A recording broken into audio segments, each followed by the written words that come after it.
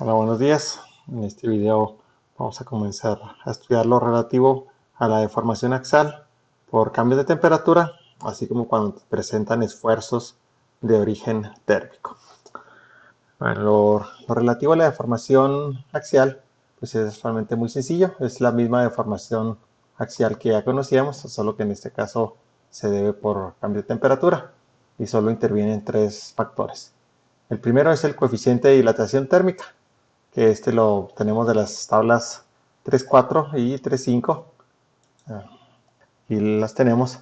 Tenemos coeficiente de dilatación térmica, primero para metales, vidrio, madera y concreto, y luego más adelante tenemos una de plástico.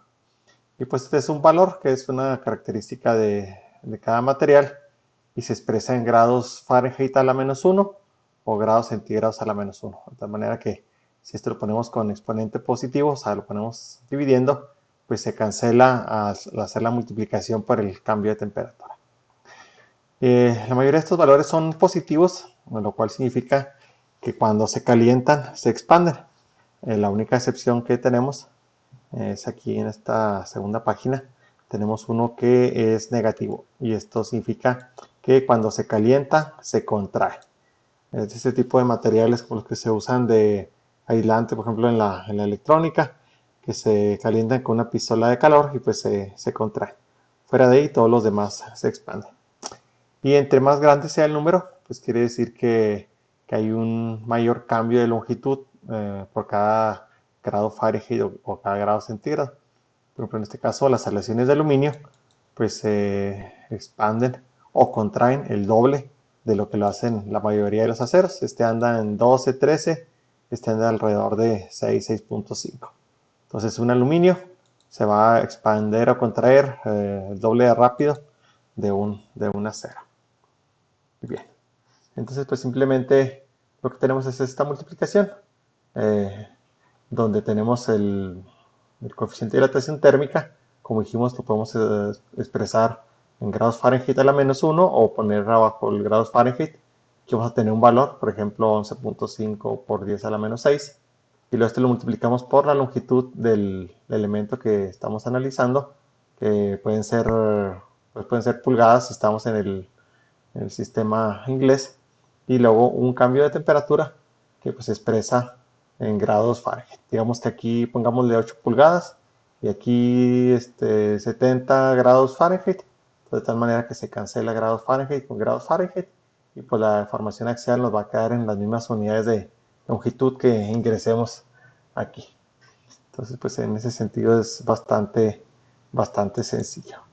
Ahora, en cuanto a los esfuerzos, bueno, aquí vamos a tener dos posibilidades. Podemos tener una pieza que tenga una expansión o contracción libre. Digamos, si esta está sobre, digamos, sobre una mesa, una varilla sobre una mesa, o sobre el piso y le aplicamos calor, pues aquí la dilatación o contracción, bueno, si es calor, pues sería dilatación, ¿verdad? Si la enfriamos, pues sería contracción. Entonces esta va a ser libre y no se va a producir ningún esfuerzo. Sin embargo, cuando la expansión o contracción es restringida, digamos que aquí tengamos un apoyo fijo, y aquí tengamos un elemento el que se va a calentar, y aquí pues tenemos otro apoyo, pero están separados. Entonces, de tal manera que cuando le aplicamos calor, aquí hay una expansión, entonces le va a tomar una cierta cantidad de temperatura que esta expansión ocupe este espacio. Si seguimos calentando, entonces justamente se genera un esfuerzo. Y ese esfuerzo va a depender del módulo de Young del material, del coeficiente de dilatación térmica y del cambio de temperatura a partir de cuando se hizo la expansión restringida. O sea, si nosotros empezamos, por así decirlo, a 10 grados centígrados y había este espacio y lo calentamos a 45 grados centígrados, pues de 10 a 45 simplemente se llenó el espacio o no hay esfuerzo, el esfuerzo es cero. Pero a partir de los 45, si seguimos calentando, si calentamos por ejemplo hasta 60, pues aquí tenemos un delta T de 15 grados a partir de que se tocó. Entonces este es el delta T que entra aquí. Y pues bien, vamos a hacer algunos ejemplos. Ya es mucho más fácil visualizarlo ahí. Tenemos primero estos dos, que son dos ejemplos simples de formación axial.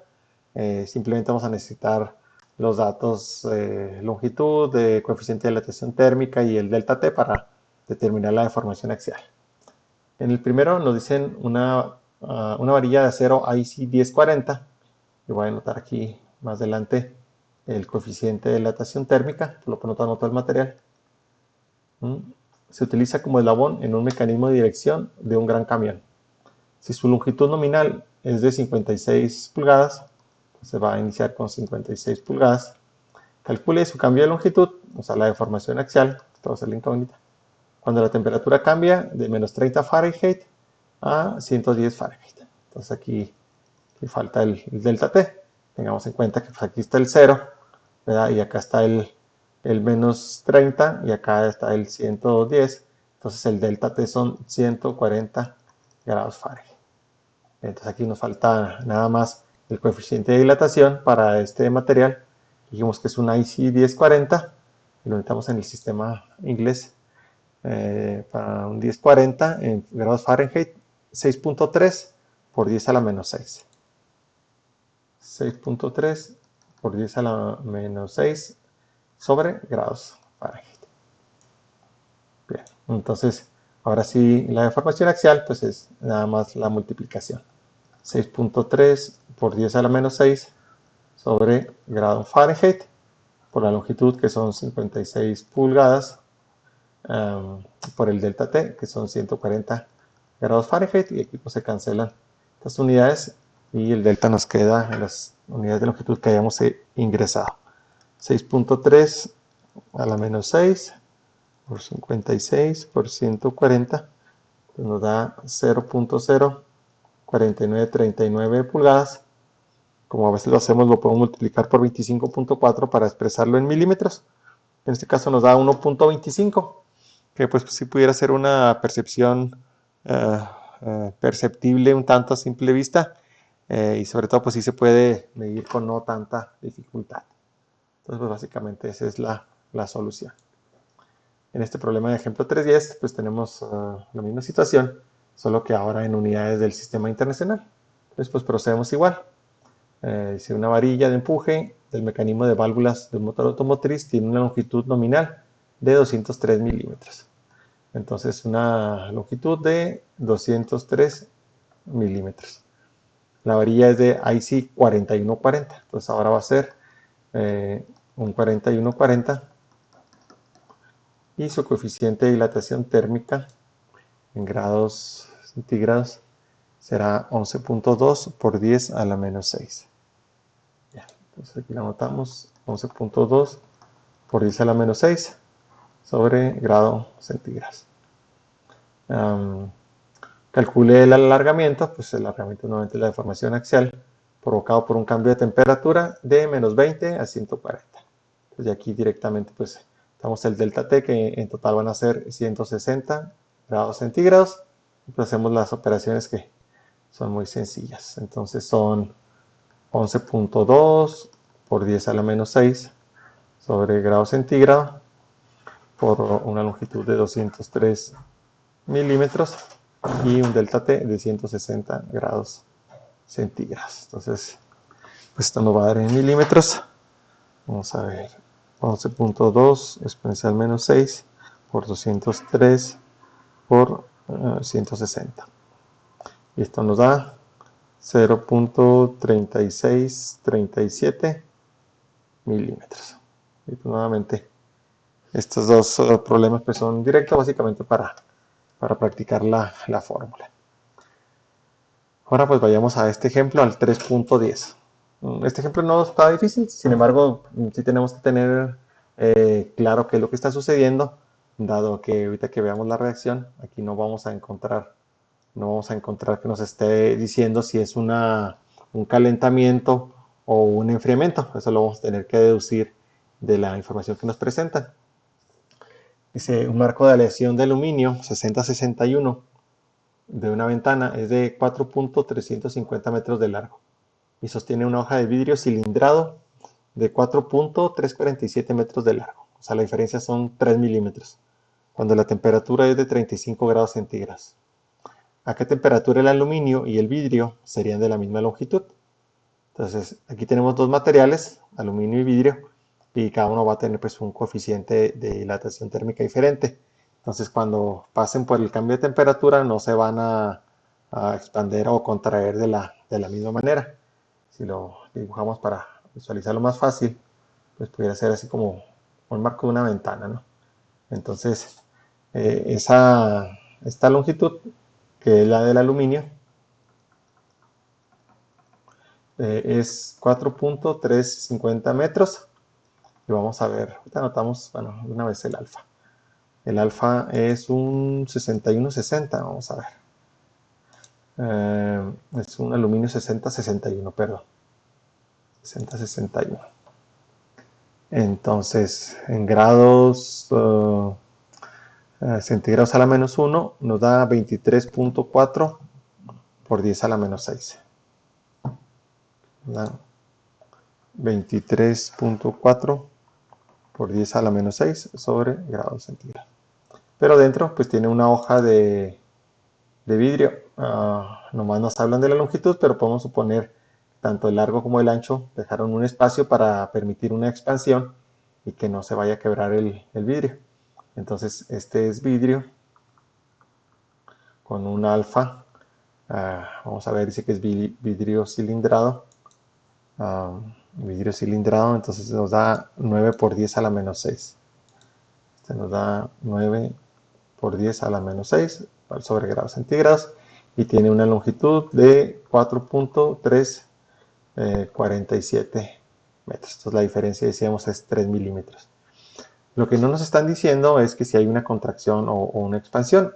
Nos preguntan a qué temperatura el aluminio y el vidrio serían de la misma longitud. Los dos casos anteriores eran expansiones porque era un calentamiento, pero no necesariamente es el caso de aquí. Si vemos los coeficientes de dilatación térmica, vemos que el del vidrio es menor que el del aluminio. O sea, el del vidrio es apenas 9 y el aluminio es 23.4, como 2 veces y media. Entonces, cuando sufran un calentamiento, el que va a cambiar más de longitud es el aluminio. Entonces, si aquí ya hay una diferencia, que en este caso aquí son 3 milímetros, y calentamos y el aluminio es más grande, entonces este espacio pues va a tender a crecer. Entonces no puede ser calentamiento, va a tener que ser un enfriamiento. O sea, sería más o menos como una ventana que se instala en verano a 35 grados centígrados, pero se sabe que en tiempo de frío se va a contraer y el aluminio pues se va a contraer más que el vidrio. Y si no se le deja un espacio adecuado, pues lo va a terminar por apretar y en un momento dado pues lo hace quebrar, se genera un esfuerzo y pues puede llegar a hacerlo fallar. Entonces, ya tenemos pues claro que es un enfriamiento. Entonces ahora sí vamos a ver la solución. Dice, ¿a qué temperatura el aluminio y el vidrio serían de la misma longitud? Entonces tenemos la temperatura inicial, pero necesitamos calcular la temperatura final. Entonces, vamos a partir de la longitud final, del aluminio pues tiene que ser igual a la longitud final del vidrio. O sea, estas se tienen que igualar, porque es la pregunta que nos están haciendo. Entonces, la longitud final del aluminio va a ser la longitud inicial menos, porque es un enfriamiento, el coeficiente del aluminio por la longitud del aluminio por el cambio de temperatura. Todo esto es lo mismo de la longitud final. A la longitud inicial le quito la contracción.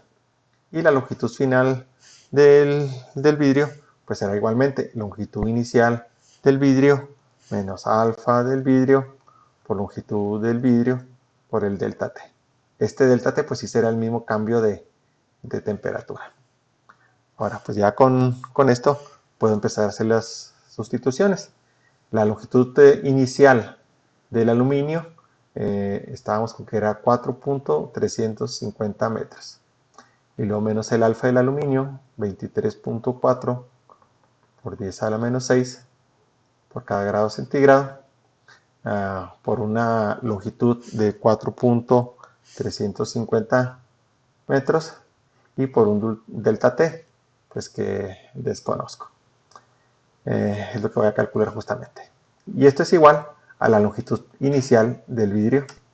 O sea, ahorita hice la longitud del aluminio, entonces en la longitud inicial del vidrio eran 4.347 metros menos, por el enfriamiento, el coeficiente del vidrio, que es 9 por 10 a la menos 6 sobre grados centígrados por 4.347 metros y por el delta T. Entonces aquí lo que necesitamos es simplificar y despejar para delta T. Voy a aprovechar este y hago la resta. 4.35 menos 4.347 y me queda de este lado 3 por 10 a la menos 13. Y ahorita no voy a anotar unidades, o sea, estoy usando las unidades consistentes, entonces el cambio de temperatura pues será en grados centígrados. Y luego esto menos 23.4 exponencial menos 6 por 4.35. Y esto me da menos 1.0179 por 10 a la menos 4. Este pues ya lo pasé del otro lado. Ahora me queda aquí 9 exponencial menos 6 por 4.347. Y aquí me da 3.9123 por 10 a la menos 5. Aquí me faltó incluir los coeficientes de delta T, que es justamente la incógnita. Entonces vamos a hacer la simplificación. Y aquí también estoy viendo que este signo menos, aquí lo omití, entonces bueno, cometí estos errores para corregirlo. Entonces ahora sí, pues vamos a simplificar los delta T. Entonces vamos a pasarlo todo del lado derecho, sería menos 3.9123 exponencial menos 5 más 1.0179 exponencial menos 4. Y aquí nos queda 6.2667 por 10 a la menos 5 delta T, y aquí nos queda 3 por 10 a la menos 3. Entonces vamos a hacer el despeje del delta T.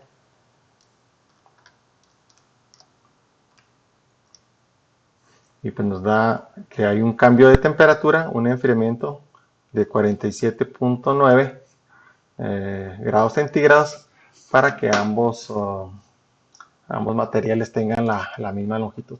Entonces, como la pregunta era la temperatura a la que serían de la misma longitud, pues si la temperatura inicial es 35 y el delta T es 47.9, entonces, y ese enfriamiento da 0.9 aquí grados centígrados, entonces esto nos da, vamos a ver, más 35, pues nos da una temperatura final de menos 12.9 grados centígrados. Entonces, si estos vidrios se instalaran a 35 grados centígrados, en condiciones de mucho calor, se necesitaría una temperatura cercana a los 13 grados bajo cero para que alcanzaran a tocarse.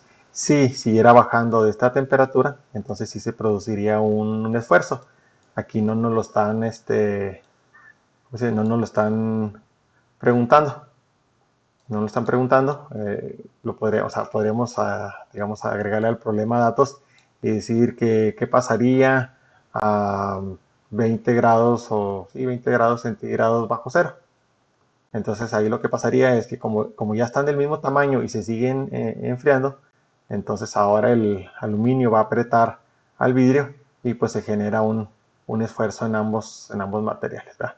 Y ya dijimos que el esfuerzo, cuando es de origen térmico, se calcula multiplicando el módulo de Young por el coeficiente de dilatación térmica del material y por el delta T. Entonces en el caso del vidrio, que tiene pues un módulo de Young menor, es el primero que pudiera quebrar. Entonces esto no es parte del problema, nomás lo comento porque pues nos introduce de hecho al siguiente problema, al problema 3.12. Voy a hacer aquí una pausa para borrar la pizarra y terminar este último problema. Bien, este problema nos dice un miembro estructural de acero IC 1020, pues vamos anotándolo como parte de los datos que vamos a sacar. Necesitamos el coeficiente de dilatación térmica para el acero 1020.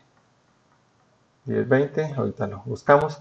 Se somete a un incremento de temperatura, pues el delta T pues son 95 grados Fahrenheit, mientras se mantiene rígido en sus extremos. O sea que ese material o ese elemento se calienta, pero no tiene espacio, entonces en cuanto se empieza a calentar, ahí se genera un esfuerzo.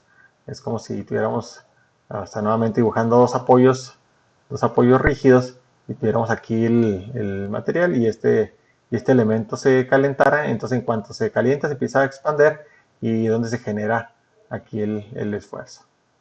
Entonces se calcula el esfuerzo resultante en el acero y compárelo con el esfuerzo de excedencia del material. Ok, entonces tenemos el coeficiente de dilatación térmica, tenemos el delta T, necesitamos el módulo de Young para este que es un acero IC 1020. Entonces, para estos materiales, como son aceros al carbón, todos los de la serie 1020 y 1040, todos tienen un mismo módulo de Young, que sería 30 por 10 a la 6 P6. Esto pues lo pueden consultar en el apéndice A14. Entonces, nos dice primero, calcule el esfuerzo resultante. Y compárelo con el esfuerzo de excedencia del material. Entonces, vamos a ver también el esfuerzo de excedencia para un acero 1020. No nos dice de cuál de las aleaciones. Vamos a tomar, ¿era 1040 o 1020? Era 1020. Vamos a tomar el más sencillo, el que tiene la resistencia de excedencia más baja, es de 43 K6 o 43.000 Persis. 43 KSI, que son 43.000 P6. Entonces también nos falta el coeficiente de dilatación térmica, que no lo saqué. Vamos a ver. Para un 1020 en grados Fahrenheit de 6.5 por 10 a la menos 6. 6.5 por 10 a la menos 6. Sobre grado. Ok, entonces, a partir de esto, pues podemos calcular el esfuerzo, que es el módulo. Okay, el módulo por el alfa por el delta T, que en este caso son 30 por 10 a la 6 P6 por el alfa, que son 6.5 por 10 a la menos 6 sobre grados Fahrenheit, y un delta T de 95 grados Fahrenheit. Entonces aquí esto se va a cancelar y vamos a ver el esfuerzo que se genera en esta parte que no tiene ningún espacio, está restringida desde el principio. 30 exponencial 6 por 6.5 exponencial menos 6 por 95. Y esto nos da un esfuerzo en P6 de 18.525 P6. Como el esfuerzo a la excedencia es 43.000 P6, pues estamos todavía a menos de la mitad. O sea que esa parte no fallaría por esfuerzo de origen térmico. Y bien, pues básicamente con esto terminamos estos problemas introductorios. Como de costumbre, muchas gracias por su atención. Hasta luego.